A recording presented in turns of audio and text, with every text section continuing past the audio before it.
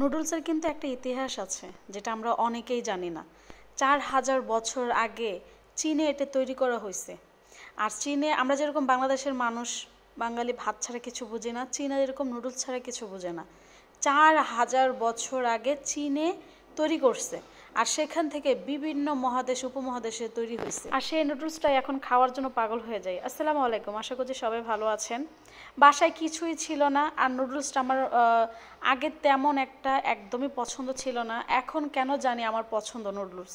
আমাকে যদি ভাত ছাড়া নুডলস দেয় তাও মনে আমি খায়া থাকবো, মানে এতটা ভালো লাগে। চীন দেশে যখন এই নুডলসটা তৈরি হয় প্রথম তখন কেউ খাইতে চায় নাই।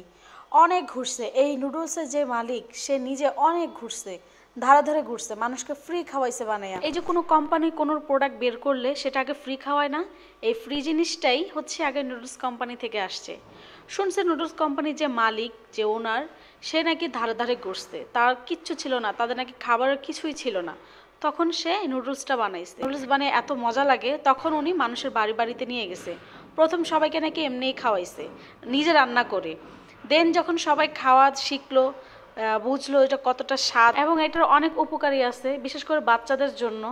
বাচ্চারা যারা ভাত খেতে চায় না, যেমন আমরা এখনকার দিনে আমাদের বাচ্চারা যারা ভাত খেতে চায় না, মর্জি করে, নুডলসটা দিলে তারা ঠিকই খায়। ভাত খাবে না কিন্তু নুডলসটা ঠিকই খাবে।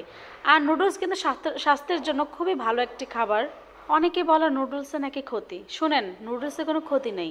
আপনারা যারা ভাত খাচ্ছেন না, এই ভাতে ক্ষতি আছে, কিন্তু নুডলসে কোনো ক্ষতি নেই। তেমনই বরাবর আমার নুডলস খুবই পছন্দ। ছোটোবেলা যখন আম্মু রান্না করতো, মানে দেখতাম কি সবাই মজা করে খাইতো, তো আমি একটু একটু খাইতাম, আমার কেমন যেন লাগতো। কিন্তু আস্তে আস্তে যখন খাওয়া শুরু করলাম, এত ভালো লাগছে, মনে হয় যদি কেউ ভাত ছাড়া, মানে আমাকে যদি 1 মাস 1 বছরকে যদি ভাত না দিয়ে শুধু নুডলস দেয়, সেটা আমি খেয়ে থাকতে পারবো। কিন্তু এই যে মানুষের ভুল ধারণা যে নুডলস খাইলে নাকি মোটা হয়ে যায়, ভাই নুডলস খাইলে মোটা হয় না, ভাত খাইলে মোটা হয়। ভাত হচ্ছে এক ধরনের বিষ। বাইরের দেশের মানুষ দেখবেন কোনো কান্ট্রিতে আমাদের বাঙালিদের মতো এত ভাত খায় না, এত ভাত পছন্দ করে না। হ্যাঁ খায়, তারা অপশনাল ভাবে খায়। কোনো দেশে তো ভাত একবারই খায় না। তারা কি বেঁচে আছে না?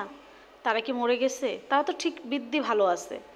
ভাতটা হচ্ছে সবচেয়ে বিষ, এটা অউপকারী, এটা খাবেন না, একদমই খাওয়ার চেষ্টা করবেন না। যদি বেশি খাইতে ইচ্ছা করে 1 কাপ খাবেন, বা তার বদলে অন্য কিছু খাবেন, কিন্তু ভাত খাবেন না। রুটি, আটা রুটিতেও কিন্তু বিষ। এই ভাতের চাল থেকেই তো আটা রুটি আসে, তাই না? এগুলোও কিন্তু বিষ। বাইরের দেশের মানুষ দেখবেন কেন সবজি তারা কাঁচা খায়, তারা রান্না করে খায় না, কারণ সেদ্ধ করা যে সবজিটা, মানে কাঁচাও একদম না, সেদ্ধ করা যে সবজিটা না, সেটাই খায়। সেদ্ধ করা সবজিতে অনেক উপকারী ভিটামিন থাকে। যাই হোক, অনেক কিছু বলে ফেললাম নুডলসের ব্যাপারে। অনেকে জানেন, অনেকে জানেন না, তাই বললাম। সো আমার বাসায় তেমন কিছু ছিল না, নুডলস ছিল, তাই নুডলসই রান্না করলাম। আর নুডলস রান্না করতে ওরা চলে আসছে, ভালো লাগলো। মিলাদ পড়তাছে আরেকজনে,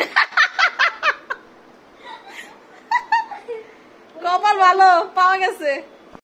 ওরা এসে আমাকে সারপ্রাইজ দিল, আমার তো খুবই ভালো লাগছে। আমি পুরো সারপ্রাইজ হয়ে গেছি, ওরা না বলে আসছে। আর বলে আসলে হয়তো নুডলসটা আরও বাড়ায় দিতাম। তো যাই হোক, যে নুডলস রান্না করছে হয়ে গেছে।